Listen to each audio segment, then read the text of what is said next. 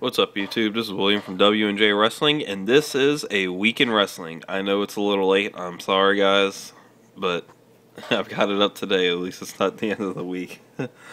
um, so yeah, interesting stuff happened this week. This was the go-home shows for Raw and SmackDown before Night of Champions, which we already know the results of. But there's still some, pretty good stuff to happen throughout the week. Plus, we got TNA, so let's go ahead and go through it. First up is Raw. The opening segment, I think, was Bret Hart coming out to talk to the crowd because they were in Montreal, and it's just classic, have the heel come out and insult them, etc., just to make, Punk's heel turn move more forward effectively. I honestly can't remember everything they said, so that's just of what happened.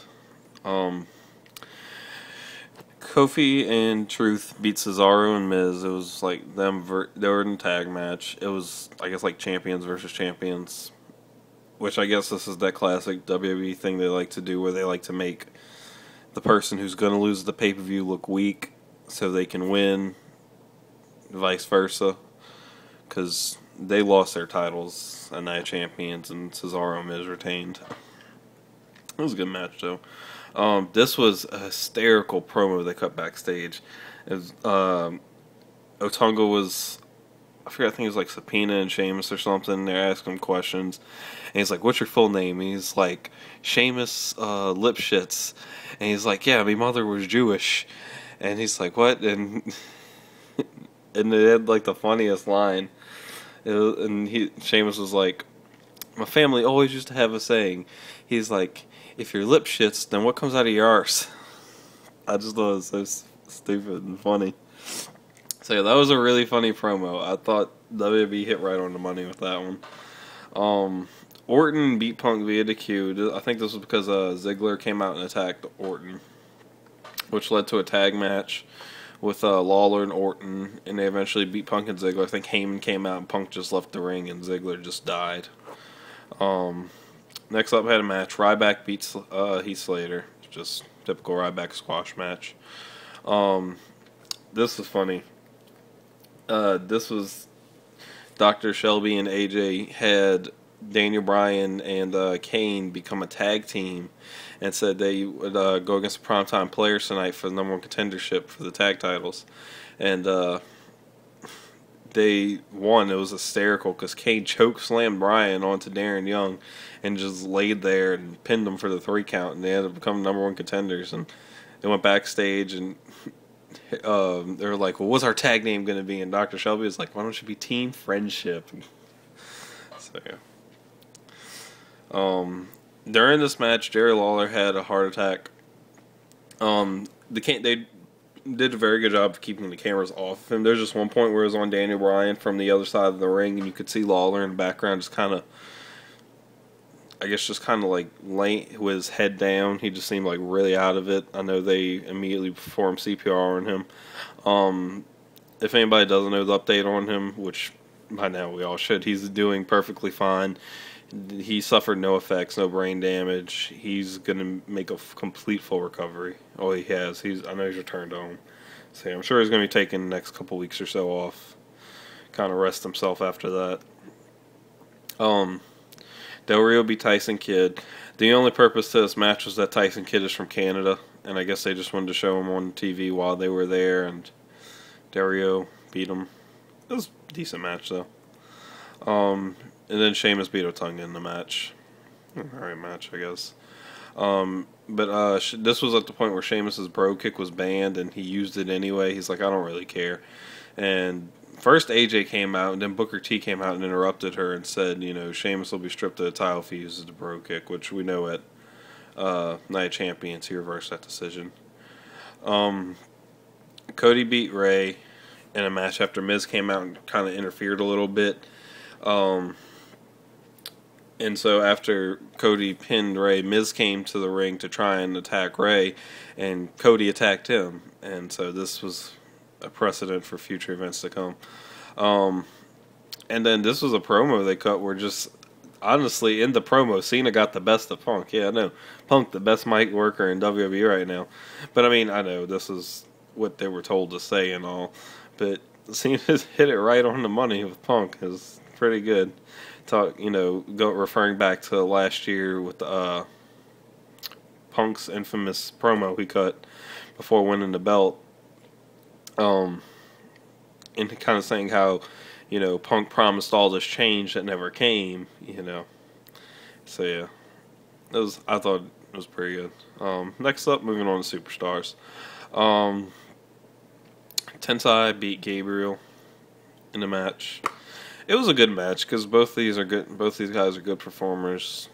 I don't know why they're still pushing Tensai, who they never use, and Gabriel, who's a phenomenal performer, is losing to everybody always. I would just disappoint and be like, I'm just jumping over to TNA.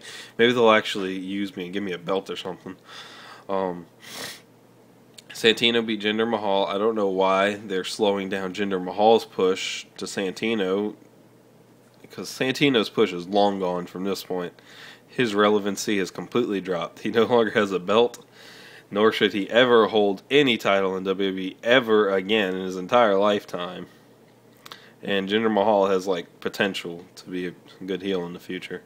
Natalya beat Alicia Fox. That was a decent match. That's all I got to say about it. It's Divas. And then Cody beat Riot. This was actually a really good match. It was nice back and forth. A lot of times when you watch Superstars, you pretty much know from who's in the match who's going to win. But it's still, it was still a really good match back and forth between these two. But yeah, Cody ended up winning.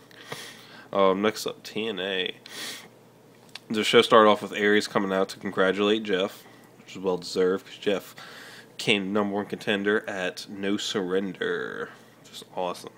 Can't wait for Bound for Glory. I'm actually going to order that one too now. Then they had a part in the show where Mike and Taz wished Jerry the best, from TNA and all, in the full recovery, which I thought that was really nice of them. They put their differences aside, to wish Jerry the best in his recovery. Next up, Ion had another match against Sanjay Dutt for the X Division title, and he ended up retaining again. It was a pretty good match. They just need more build-up for the X Division. They just kind of let it go nowhere. So, I guess it's not going to be too relevant up until Destination X next year. So, yeah. Next up, Rude came out to cut some promo talking about Storm, and Storm got really mad and came out and attacked him. So, this is just leading up to their match that's going to go on to Bound for Glory. So, we'll see what happens there. Then Hogan set for 2 matches in a night. One was AJ versus Kazarian. If AJ, it was either AJ or Angle could go against Kazarian, and the winner would get a tag. If they were to win, they would get a tag rematch, which obviously AJ did. And then the other was Chavo or Hernandez versus Christopher Daniels, and they would get a tag title rematch. So AJ beat Kazarian to get their rematch. Then they cut a promo backstage, or Joseph Parks apparently knows something about Aces and 8, and he's now watching over Brooke Hogan. Weird. But, so it'll be interesting to see what happens with that. Hogan is an idiot. This statement is true in a lot of things, but in the fact that he's like, yeah, we have the Impact Zone totally locked down now, so they can't get in. And then the Aces and 8 show up on the screen and is like, can we not get in or can we not get out? Did you lock us in here? We could be anybody. And so yeah, Hogan's like, crap. So yeah, they decided smarted him on that one. And then Chavo did beat Daniels, so now they have a tag rematch as well. So it'll be interesting to see who's going to win the tag titles. So, see where TNA decides to go with that. I personally think it's probably going to go to Chavo and Hernandez, because it'll give them something better to do than because I'm sure Angle and AJ have better things to do than hold the tag titles. But I don't know. I never know what TNA's thinking. I would have never predicted Jeff was going to win the Bound for Glory series. So, yeah, they knew what they won. This was pretty predictable. Tara attacked Tessmacher. First, she called her out to, congratulate her and all that, blah, blah, blah. And so, as soon as she turned her back, towards the end of the promo, Tara attacked her, Teacher's mad, student beat her to retain the title, so now she wants probably a rematch at Bound for Glory, get her title, blah, blah, blah, etc. So, we'll see where she'll go. And then, earlier on in the night, they said Jeff Hardy and Bully Ray were just kind of trash talking back and forth. Bully Ray's like, the only reason you won is because I felt sympathy for you when you got attacked, blah, blah, blah. And he's like, I'm prepared now. He's like, give me one more match. He's like, put your match at Bound for Glory on the line. Jeff Hardy's like, you know what? And I was like, oh, crap. I was like, great. Bully Ray just resigned his contract. He's staying with TNA. They're going to give him the title shot. It's like, just wonderful. But no, Jeff beat him, and I was like, hallelujah. Yeah. So, that was a good match. I'm going to go ahead and stop it here because I don't want the video to overrun.